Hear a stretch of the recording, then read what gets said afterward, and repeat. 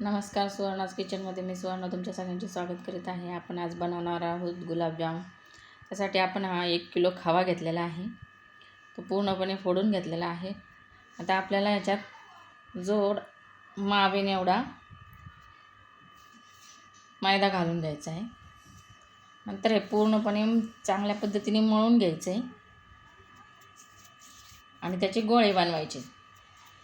त्याचे गोळे तयार झाले पाहिजे आणि एवढाच मैदा याच्यात घालायचा आहे.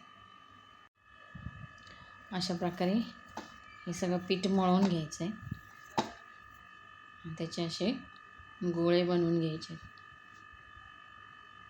मध्यम आकाराचे असे गोळे बनवून घ्यायचे. आता मी सगळ्या पिठाचे गोळे बनवून घेणार आहे. अशा प्रकारे आपण सगळ्या पिठाच्या गोळे करून घेतलेले आहेत.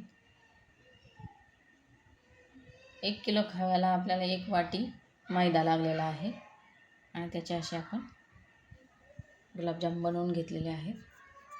आता आपल्याला हे तळून घ्यायचे. गुलाबजाम करण्यासाठी आपण आधी तेल तळून घेतलेले, गरम करून घेतलेले आहे गॅसवर. आणि आपण जे हे गुलाबजाम तयार केलेले आहेत ते आपण आता सगळे तळून घेणार आहोत. आणि गुलाबजाम करण्यासाठी जो पाक लागणार आहे आपल्याला, त्यासाठी आपण 1 तांब्या पाणी पातेल्यात गरम करायला ठेवले आहे. ते उकळी आल्यानंतर त्यामध्ये अर्धा किलो साखर घालायची. 1 तारी पाक बनवून घ्यायचा आहे. आता आपण हे सगळे गुलाबजाम तळून घेणार आहोत. अशा प्रकारे आपण गुलाबजाम तळून घेणार आहोत.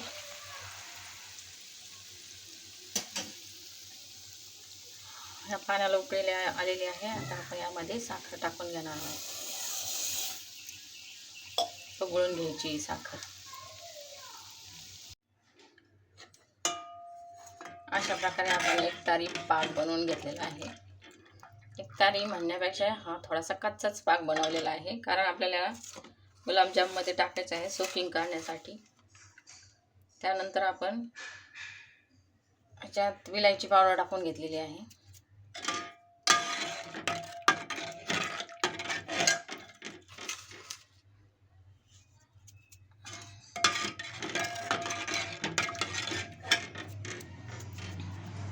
आपण हे सगळे गुलाबजाम तळून घेतलेले आहेत. आता आपण हे अशा फॉकच्या चमच्याने आपण असा सगळ्या गुलाबजामला छिद्र पाडून घेणार आहोत.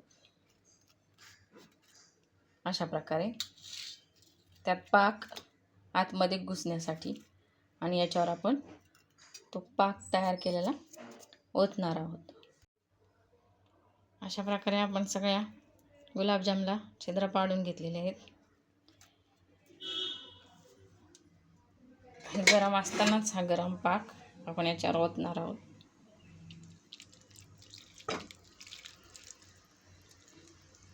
याला तासभर सोकिंग करायला ठेवून देणार आहोत.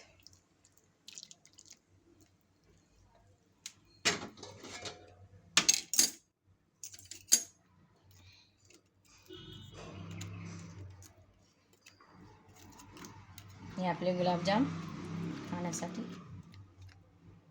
रेडी झालेले आहेत.